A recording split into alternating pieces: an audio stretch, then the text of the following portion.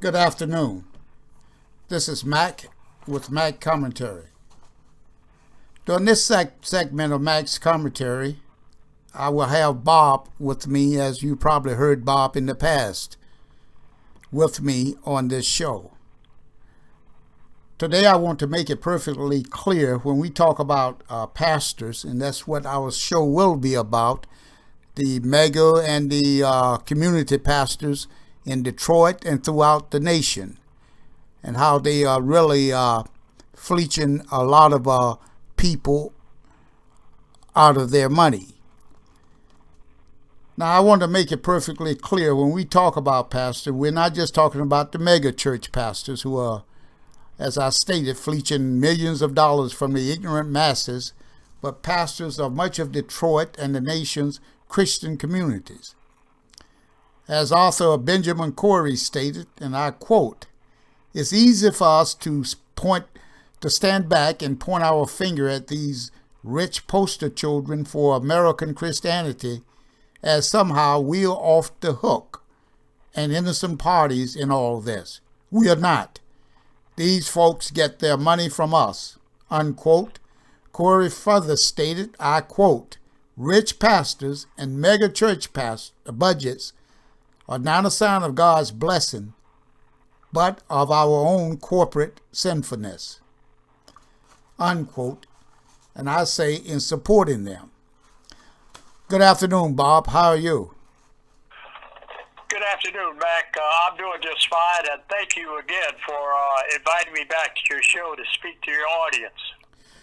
Great. Bob, you have stated in the past that Christians in Black America are being duped by charlatans posing as men of the cloth, and they are amassing millions of dollars to assure their comfort while their followers wallow in poverty and sickness. What do you mean when you utter this profound observation, Bob?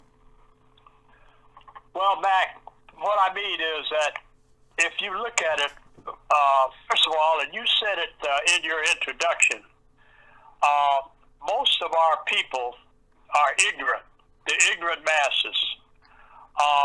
Most of our people, I would say 60 to 70% are illiterate. And look at it like this. Let's say there's a group of us, and I'm a C student, and I know that the rest of the people in the group, or many of them in the group, others are C students like myself, but most are D's and F's. And so I detect that. And so I know that I can manipulate the D's and the F's and some of the other C's, because I may be able to read a little bit better or write a little bit better than perhaps they do. Well, that's what you have going on in these churches. Some of these charlatans, and I call them soothsayers, where they detect that in their congregation, because most of them are C students as well. C, and some of them are D students. But they know that their people are illiterate. They can't read and write. And so they know that they're in a position to take advantage of them. And they say things that are flowery. And by that I mean that many of these people, because of their illiteracy, they can't read the Bible and interpret what the Bible says. So these charlatan men of the cloth use that to interpret what the Bible says for them, and the first thing they say is amen. Well, the first thing that when he makes this revelation to himself that he's got a bunch of illiterates in his congregation, he then knows, well, the first thing I'll do is I'll start getting them to take care of me. And when they start taking care of him, it's like any other habit. After 21 days, they become affected. And every Friday or whatever they get paid, they know that 10 or 20 or 30% of that paycheck has to go to to their man of the cloth. Well, that's a heck of accusations there, Bob. I mean, do you really think they feel that way? Oh, absolutely. I mean, I see it. I've seen it with my own eyes, Mac. I'll give you an example. And think about this, brother. Okay. You see, and look, people can drive whatever they want to, but a preacher, what does he produce? In the world of religious capitalism, what does he produce? Nothing but hot air. So, but he knows that he can take that hot air, blow it on his people, and the next thing, he might have been driving an old pickup truck like my own, and the next time you see him, he's driving a newer pickup truck. After a year or so, he's driving a customized pickup truck, and then he steps out and he buys himself a Bentley or perhaps a Rolls Royce. Well, I don't have anything against that, but the point is this: the illiterate people that he is a predator on, many of them are riding buses right here in the city of Detroit. And if he rode by them in his Bentley or his Rolls Royce, he wouldn't even acknowledge that they were a member of his church. And I know this from fact. So I'm not just blowing a lot of hot air like a lot of them blow hot air on whatever day it is they call their Sabbath. Right. Well, tell me this here, Bob. Now, you kind of led up into this a little bit with what you were just saying. But how do you see the money-worshiping, jackleg preachers in relationship to what you call the religious industrial complex? Would you kind of explain that in layman terms, what the religious industrial complex, what it is, and how you think it evolved? Okay. Well, again, you've got to go to the question of literacy. And believe me, I'm not a student of the Bible, but I've heard that somewhere in the Bible it says that you're supposed to tithe. And tithe, I guess, means that you're supposed to give up some of what you have for the benefit of others. And I see nothing wrong with that, because many of us need help some kind of way, material help, emotional help, etc. But when you have a circumstance where people have taken this whole question of religion and turned it into an enormous money-making enterprise. And let's just start with some of the smaller things. Some of the smaller trinkets. Well, let's just take the Bibles, for example. I think they probably print more Bibles than any other book in the world. So that's a part of this. It's like the GDP, the gross domestic product. Everything that goes into that financial entity is a part of what I call the religious industrial complex. So you start with Bibles, then you start with little pictures of Jesus, and you start with the little readings, the meditation cards, and you start with all kinds of the candles and the vestments and all of those things that go into making religion a profitable capitalistic enterprise. Well, if I'm an enterprising preacher out here, I see that, and I said, wow, I could take advantage of that. And I only named a few of the things. I mean, it takes into consideration your cars, your motorcycles, and it's a multi-billion-dollar industry. I'll give you a cited example that's kind of parallel to it. Pardon me. I heard the other day, the sports industry is a big industry. Well, one aspect of the sports industry is the sticker part of it, sneakers, like Air Jordans, for example. That's a $64 billion aspect to the sports industry. So now let's go back to the religious industrial complex. One aspect of the religious industrial complex are your automobiles. Preachers and other people of the cloth, they like to show their counterparts how well things are going at their church. So the first thing they do is they go out and get themselves a nice car. Now, it might be a Mercedes or a BMW, and I have no problem with any of these cars because I know people that own them. And they're very nice, comfortable riding cars, very attractive automobiles. But my point is this: why would I, if I'm a preacher of a church, go out here and buy a Bentley, and I've got let's say my church membership is 1,000 members, and I've got, say, 10 in the church that can afford Bentleys because they're of high income, but the other 990 of them are just average people. Why wouldn't I buy a Ford or a Chevrolet? No, I want to be able to show my other religious associates, hey, man, Bob is doing real well. You know, look what he just bought. Well, that inspires them to do the same thing.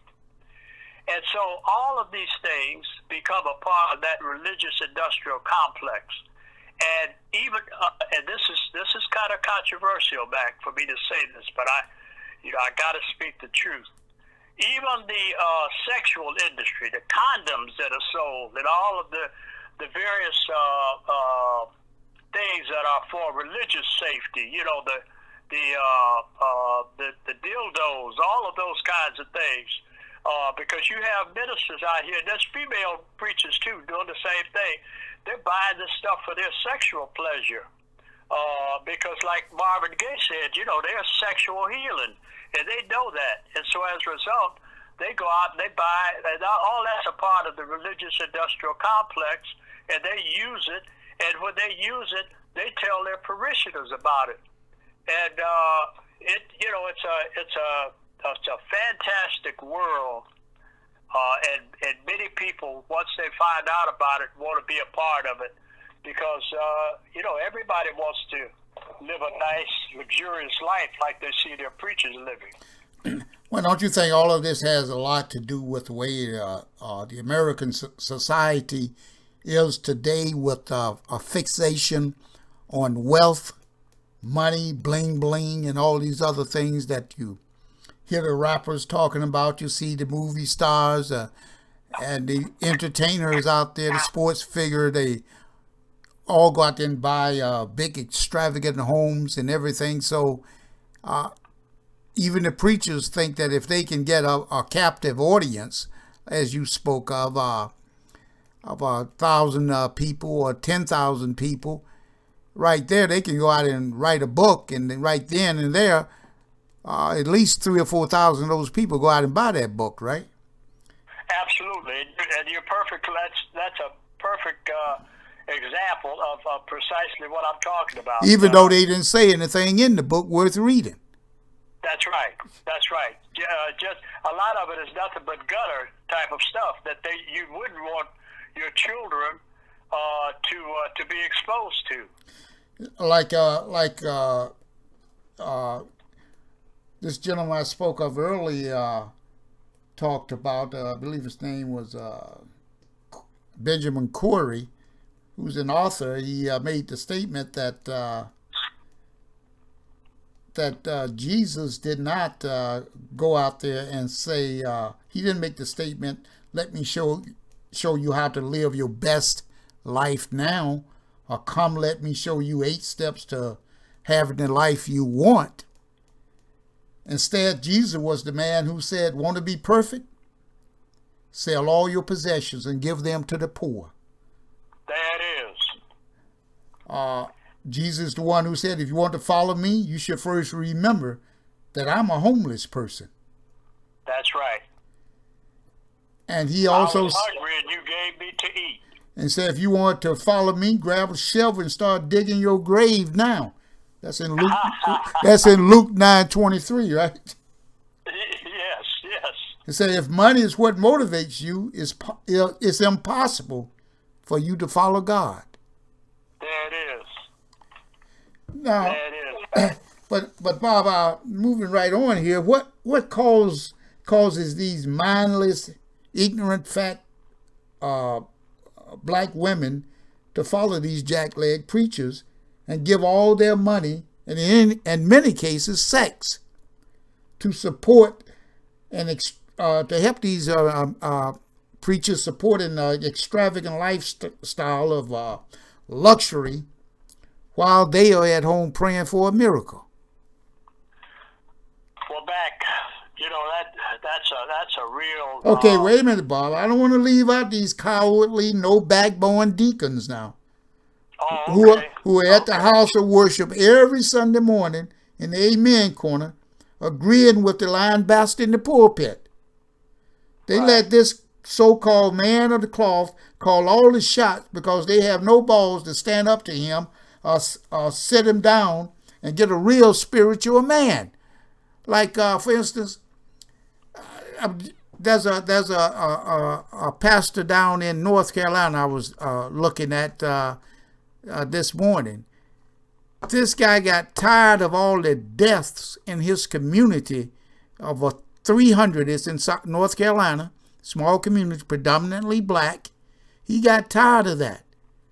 And he didn't want to have anything to do with farming because his father had been a sharecropper. But he was doing like 30 funerals a year in this small community. And he said it's all about what we eat. Because the closest store, Bob, was 10 miles away, full-line grocery store. So what he did, he organized the kids in the community, and they started farming. And you should see what they have accomplished.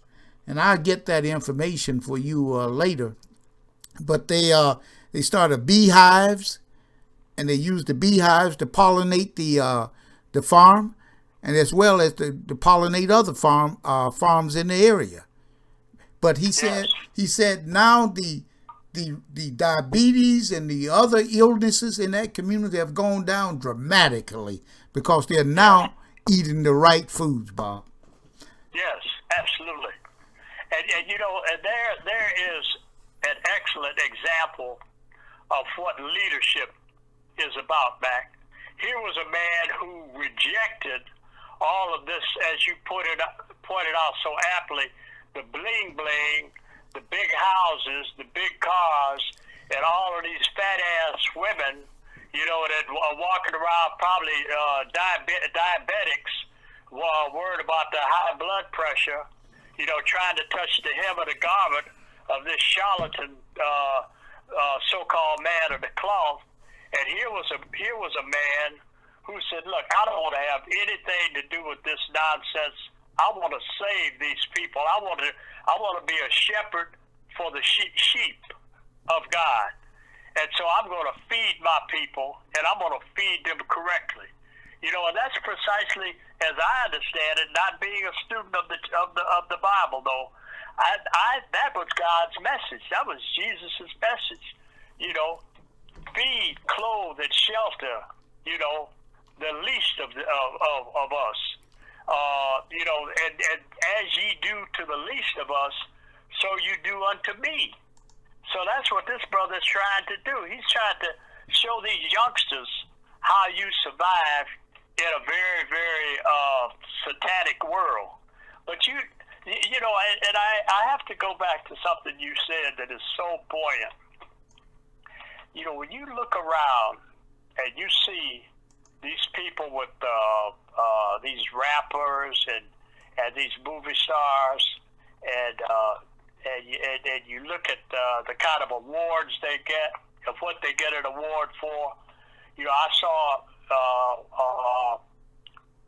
something where Haley Berry, she got an Academy Award for being a prostitute, and this other boy got the several award services ago, or ceremonies ago, he got an award because it's hard out here to be a pimp. Well, I guess when these people in these churches, these ministers, they see that, they say, well, hell, man, I got some fine women in my church. Maybe I could be a pimp. So he goes to his wife and say, hey, baby, maybe I ought to get you to get Rosie and Bertha and Virginia and all the rest of them. And y'all go out there and sell a little something and bring it here to me. He starts pimping off the congregation. And they forgive him because their hearts are right. Most of the people in the congregation's hearts are right. And they try to do what God says do. Feed the people, live right. Well, that's what this man out there tried to do. His name is Reverend Richard Joyner, Joyner.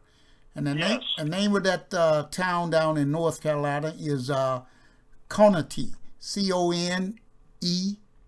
Conetoe, Conotee, and a population about 300, as I stated. And this is what they did, Bob. You should read about it. Matter of fact, they even have a website that you could go to and see the food that they have they've grown there, and they give it out to most of the community. Well, something, Mac, I'm going to do that. And, I don't have a lot myself, brother, but I might try to send the brother $5 or $10 just to help him out, Right. Well, that's a worthy effort that he's doing. I mean, not only is he doing something for himself, but he's setting a standard for young people to see how they can, and think about it, 10, 15 years from now, 20 years from now, when they're the same age as some of these fat asses. Something, man, Mac, and I know I'm getting off topic right now, but go ahead, Bob. I was just over there the other day, and it seemed like every black woman that I saw, she was at least maybe 50 to 100 pounds overweight. Now, I asked myself, why is that, man? Because when I was a younger man, I didn't see black women looking like that, And these are young women. I'm talking probably in their 20s, 30s, 40s, maybe even in their 50s. But they look, no, probably not 50, because, if they that fat now, they're probably dead. But and when they walk, their ass is just kind of shake like a bowl of jelly. Well, I'm not looking at the ass, Mac. Don't get me wrong. But I'm just saying that, I see that, and I think, damn, that's got to be unhealthy, because think of all that fat you carried around. And all of us have a heart that's about the same size. So if my heart's got to pump all the blood to those big fat asses, think what it's taken away from my lungs and my liver and my kidneys, because it's going all to that fat, And it goes back to what this brother's trying to do. He's trying to get people to live right. Eat some vegetables. Eat some fruit. Right. And leave all that old fried food alone, because that ain't doing nothing but putting a whole lot of weight on you. That's putting a lot of stress on your heart. Well, he's not trying to accumulate as much money as he can, gather as much money as he can from them to satisfy his own lifestyle. That's right. That's right.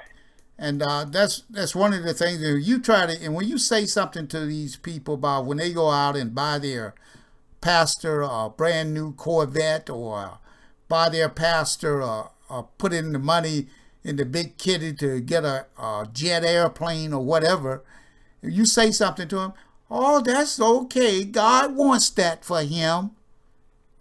Like as if though God came down and told him that, That's right. That's right. And something back.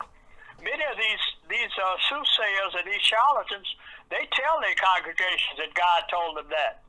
They'll tell them they had a dream, I remember here several years ago, a big, and I don't know if he's still alive, but I remember a big name preacher out in Oklahoma, and the reason I remember this because I'm from Oklahoma. He told the people that he had talked to God and he needed $25 million. And the people raised that money for him. Now, I don't know what he used it for. I'm sure it went to a worthy cause, probably to feed and clothe and shelter the hungry and the naked and the unsheltered. But whatever it was, these guys talked to God. So I imagine just like he said that God told him that he needed to raise $25 million, I imagine some of these preachers that were students of his, might have told their congregations, look, I got to have $64 million to buy me a jet plane because, even though God never had a jet. Now, I know it was a different time in history, and they didn't have jets back then. But, the point is that God didn't ride around in a chariot either. You know what I'm saying? Jesus didn't use it. He had a donkey, from what I understand. And some of these people could ride around just as well in Chevrolets and Fords as they do in Bentleys, but that's their business. Well, Bob, based on all of this and what you have said here this afternoon and my research, I'm just coming to the conclusion that white supremacy is not our biggest problem right now. Our biggest problem is ourselves. And I think that we have to look in the mirror and start to saying, what am I doing wrong? Because after so many years since the civil rights passage and all of these type of things, it's somewhere down the line we should have realized that something wasn't going right. And when you try to point these things out to people, a lot smarter than me out there, but you try to put these things out there, they didn't want to hear that. So that's right. So somehow or another, we should have gotten something together to try to come up with building our own communities and our own infrastructure of businesses within that community, because that's the only way that you can have a viable community. You've got to have some economics in there going on in order to make it more viable. And also the better your schools. I was just reading here this morning over in Singapore, of 7 countries in the world, the smartest kids are located, of those 7 countries, they are in Asia. And the smartest country of all with the kids is in Singapore. And in Singapore, they started their particular process of they devote all of their resources to the education of their children. The fathers, the mothers, the grandparents, they devote that to their kids. And those kids are the brightest and smartest kids in the world.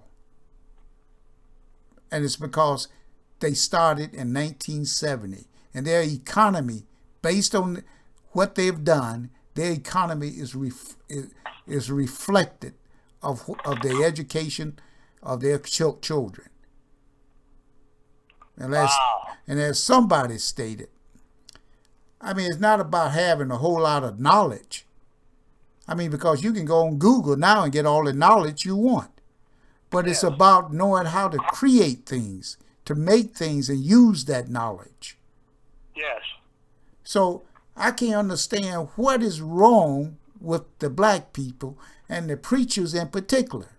Here you can go out there and take $30 million to build a church in an area where all around you is dilapidated homes and people in poverty, and you got this big mega church sitting out there amongst all of that. Right. When you could have gotten with these other pastors, put together that money and raise funds to say, hey, let's start an investment bank. Let's just keep our little churches right now, which we can hardly keep full anyway, and start an investment bank to build up our community. But now what has happened in Detroit? What has happened in Detroit, you got everybody, the other ethnic groups coming back in. Now they are taking over, doing what you couldn't do before. Well, I tell you what, Mac, you said a whole lot in that portion of time. And one aspect of what you said I want to touch on. When you look at Detroit and you go back, and let's just deal with the education. Detroit's and I went to Detroit public schools. So I went to Mumford High School. And Mumford, top-notch school at the time. But the point is this. The educational system in Detroit has just, it's gone right downhill.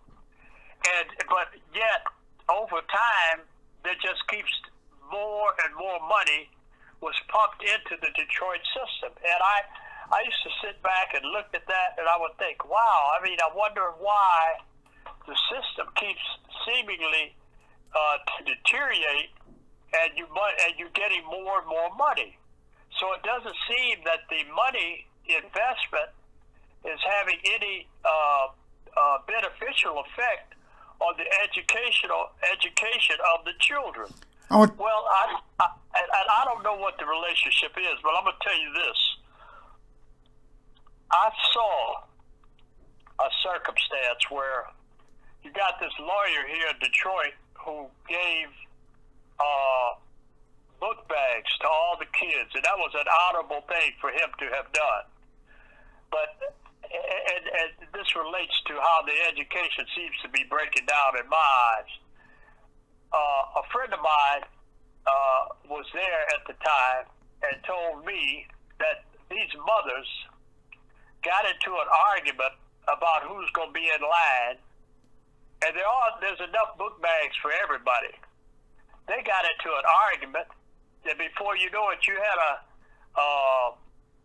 an altercation between several mothers fighting about who was in line and who was ahead of so-and-so, thinking that, arguing over some free book bags.